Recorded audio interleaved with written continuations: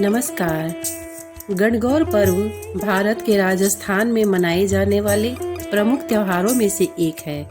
राजस्थान के अलावा यह पर्व गुजरात, पश्चिम बंगाल, मध्य प्रदेश, तेलंगाना आदि प्रदेशों के कुछ भागों में मनाया जाता है।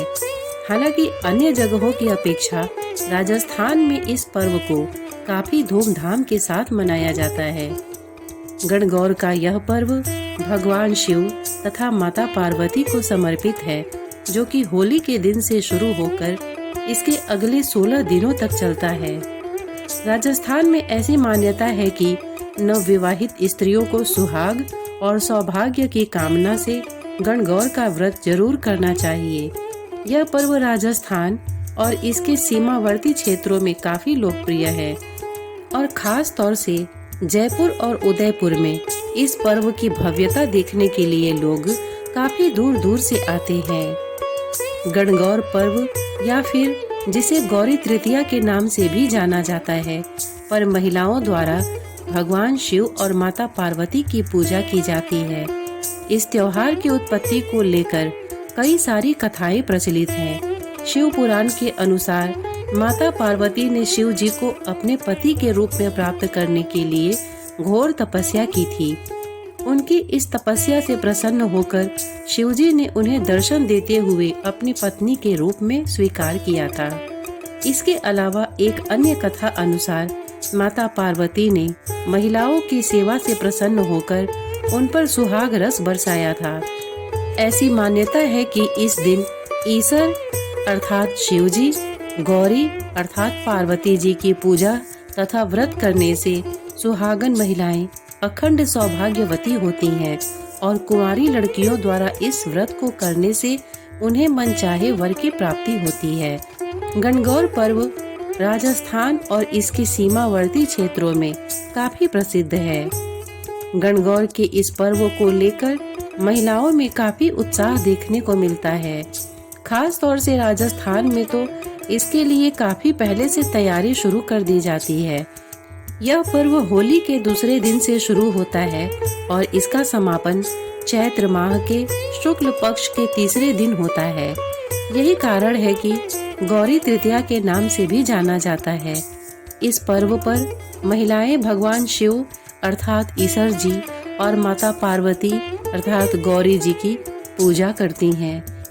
इस दौरान महिलाएं 18 दिनों तक सिर्फ एक वक्त भोजन करती हैं। इस त्योहार में भगवान शिव, जिन्हें ईसर के नाम से जाना जाता है, और माता पार्वती, जिन्हें गौरी के नाम से जाना जाता है, उनकी पूजा की जाती है। इस पूजा में ईसर और गौरी की मिट्टी की प्रतिमाएं बनाई जाती हैं। हालांकि कुछ घरों में यह मूर्तियां लकड़ियों की भी बनाई जाती हैं और इन्हें पूजन के दिन शाम को जाने माने कलाकारों द्वारा रंग कर पूर्ण कर दिया जाता है। इस दिन अपने हाथों और पैरों पर मेहंदी रचाती हैं। इस दौरान महिलाओं द्वारा अपने हाथों और पैरों में सूर्य, चंद्रमा, फूलों तथा दूसरे तरह की मेहंदी की चित्रकारियां बनाती हैं। इसके साथ ही इस पर्व में महिलाओं द्वारा गुठलिया नामक मिट्टी के बर्तन में दिया भी जलाया जाता है। गुठलिया एक प्रकार का मिट्टी का बर्तन होता है जिसमें कई सारे छेद होते हैं।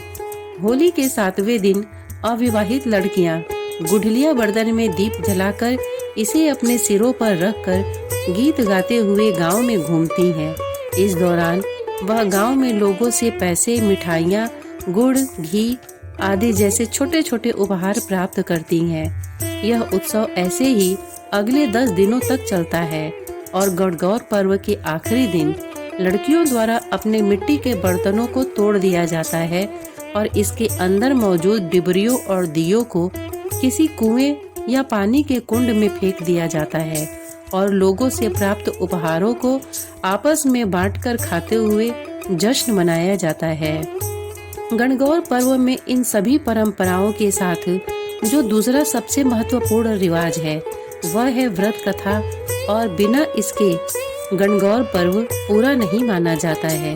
ऐसा मानना है कि यह कथा सुनने सुनाने से सभी तरह के दुखों से मुक्ति मिलती है। व्यक्ति को जीवन में सौभाग्य तथा अटल सुहाग की प्राप्ति होती है। यह कथा कुछ इस प्रकार है। एक बार भगवान शंकर तथा माता पार्वती जी नारद जी के साथ भ्रमण पर निकले।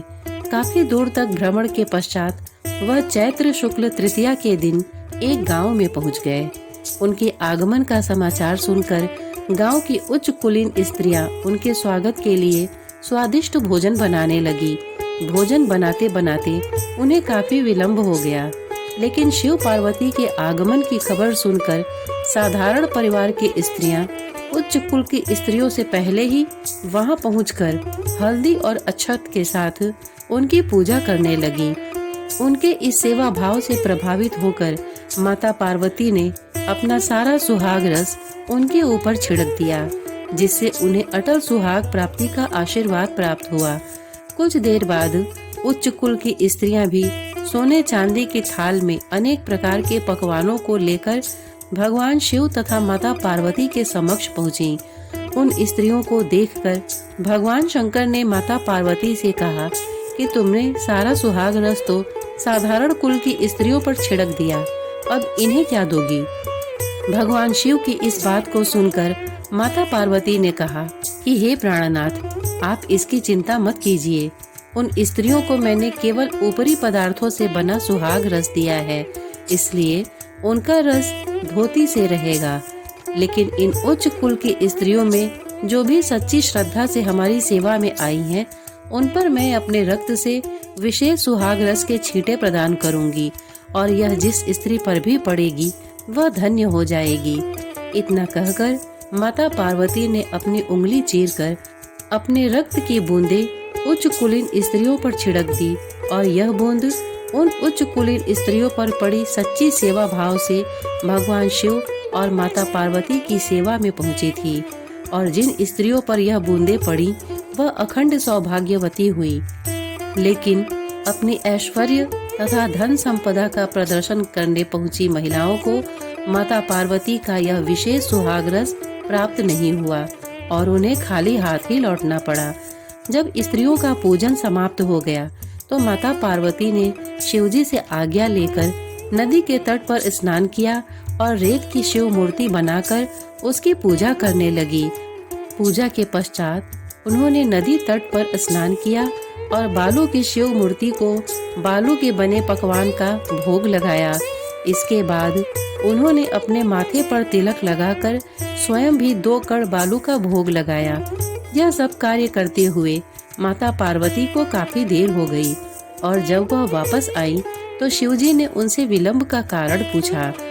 इसके उत्तर में माता पार्वती ने संकोचवश झूठ ही कह दिया कि मुझे मेरे भाई भावज मिल गए थे, उन्हीं से बात करने के कारण देर हो गई। पर भला महादेव से कोई बात कैसे छिप सकती थी? इस पर शिव जी ने पूछा कि तुमने नदी तट पर पूजन करने के बाद किस चीज का भोग लगाया था और कौन सा प्रसाद खाया था? इस पर माता पार्वती ने फिर से झूठ बोला और कहा कि मेरी भावज ने मुझे दूध भात खिलाया था और उसे खाने के बाद मैं सीधी यहाँ आ रही हूँ। इस पर महादेव जी ने कहा, मुझे भी दूध भात खाना है, और वह भी नदी तट पर चल दिए। शिव जी की इस बात से माता पार्वती काफी दुविधा में पड़ गई और मन ही मन शिव जी को स्मरण करते हुए प्रार्थना की कि हे प्रभु, मैं आपकी अनन्य सेवक हूँ और इस दुविधा में मेरी लाज रखिए। यह प्रार्थना करती हुई पार्वती जी भगवान शिव के पीछे पीछे चलती रही। उन्हें दूर नदी के तट पर माया का महल दिखाई दिया। उस महल के भीतर पहुंचकर वे देखती हैं कि वहां शिव जी के साले तथा सलहज आदि सपरिवार उपस्थित हैं। उन्होंने गौरी तथा शंकर का भावभीना स्वागत किया। वे 2 दिनों तक वहां रहे। तीसरे दिन पार्वती जी ने शिव जी से चलने के लिए कहा, पर शिव जी तैयार न हुए। वे अभी और रुकना चाहते थे। तब पार्वती जी रूठकर अकेले ही चल दी। ऐसी हालत में भगवान शिव जी को पार्वती के साथ चलना पड़ा। नारद जी भी साथ साथ चल दिए। चलते चलते वे बहुत दूर निकल आए। उस समय भगवान सूर्य अपने धाम को पधार रहे थे। अचानक भगवान शंकर पार्वती जी से बोले, मैं तुम्हारे मायके में अपनी माला भूल आया हूँ। ठीक है, मैं ले आती हूँ, पार्वती जी ने कहा और जाने को तत्पर हो गई। परंतु भगवान ने उन्हें जाने की आज्ञा न दी और इस कार्य के लिए ब्रह्मपुत्र नारद जी को भेज दिया। परंतु वहां पहुंचने पर नारद जी को कोई महल नजर न आया। वहां तो दूर तक जंगल ही जंगल था, जिसमें हिंसक पशु विचर रहे थे।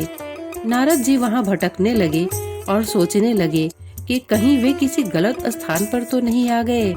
मगर सहसा ही बिजली चमकी और नारद जी को शिवजी की माला एक पेड़ पर टंगी हुई दिखाई दी। नारद जी ने माला उतार ली और शिवजी के पास पहुंचकर वहां का हाल बताया। शिवजी ने हंसकर कहा, नारद, यह सब पार्वती की ही लीला है। इस पर पार्वती बोली, प्रभु, भला मैं किस योग्य हूँ? इस बात पर नारद जी ने सिर झुकाकर कहा, माता, आप पतिव्रताओं में सबसे श्रेष्ठ हैं। आप सौभाग्यवती समाज में आदि शक्ति हैं। यह सब आपके पतिव्रत का ही प्रभाव है। संसार की स्त्रियां आपके नाम स्मरण मात्र से ही अटल सौभाग्य प्राप्त कर सकती हैं और समस्त सिद्धियों को बना तथा मिटा सकती हैं। तब आपके लिए यह कर्म कौन सी बड़ी बात है? महामाये, दिखावे की अपेक्षा गोपनीय पूजन हमेशा अधिक शक्तिशाली तथा सार्थक होता है। आपकी भावना तथा चमत्कार पूर्ण शक्ति को देखकर मुझे आज बहुत प्रसन्नता हुई है। इसी कारण मैं आशीर्वाद रूप में कहता हूँ कि जो स्त्रियाँ इस तरह गुप्त रूप से पति का पूजन करके मंगल कामना करेंगी, उन्हें महादेव जी की कृपा से दीर्घायु वाले पति का संसर्ग मिलेगा। पुराने समय से लेकर अब तक गणगौर पर्व में कोई खास परिवर्तन नहीं हुआ है। अभी भी लोगों द्वारा इस पर्व की सभी प्राचीन परंपराओं का पालन किया जाता है। हालांकि समय बीतने के साथ हमें इस पर्व में आज के समय को देखते हुए परिवर्तन करने की आवश्यकता है। जैसे कि हम चाहे तो उपयोग किए हुए दिए या डिबरियों को कुएं या जलकुंड में फेंकने की जगह जमीन पर रख सकते हैं या इसे तोड़कर मिट्टी में दबा सकते हैं, जो कि पर्यावरण के लिए भी काफी अनुकूल रहेगा। यदि हम इन कुछ बातों को ध्यान में रखें तो गणगौर पर्व के इस विशेष त्योहार को और भी खास बना सकते हैं। चैत्र शुक्ल तृतीया के दिन मनाए जाने के कारण गणगौर पर्व को गौरी तृतीया भी कहते हैं। यह पर्व मुख्य रूप से राजस्थान तथा इसके सीमावर्ती क्षेत्रों में मनाया जाता है और यह इसके मूल क्षेत्र की संस्कृति और मान्यताओं को प्रदर्शित करने का कार्य करता है। यह पर्व हमें सच्ची श्रद्धा के महत्व को बताने का कार्य करता है और इस बात का संदेश देता है कि हमें अपने जीवन में धन संपदा का प्रदर्शन और आडंबर से दूर रहना चाहिए। विवाहित महिलाओं द्वारा यह पर्व अपने सुहाग के लंबे उम्र और सौभाग्य को बनाए रखने के लिए किया जाता है। इसके साथ ही यह पर्व पति पत्नी के संबंधों में मधुरता लाने का कार्य करता है। गणगौर पर्व को राजस्थान और मालवा की शान भी कहा जाता है। इस विषय में कोई विशेष साक्ष्य नहीं मिलता कि आखिर गणगौर पर्व की शुरुआत कैसे हुई। इस पर्व को लेकर कई सारी कथाएं प्रचलित हैं। इन्हीं में से एक कथा है शिव पार्वती के भ्रमण की, जिसका वर्णन अभी कुछ देर पहले किया गया है। इस पर्व को विवाहित तथा अविवाहित दोनों प्रकार की ही महिलाओं द्वारा काफी श्रद्धा भाव के साथ मनाया जाता है।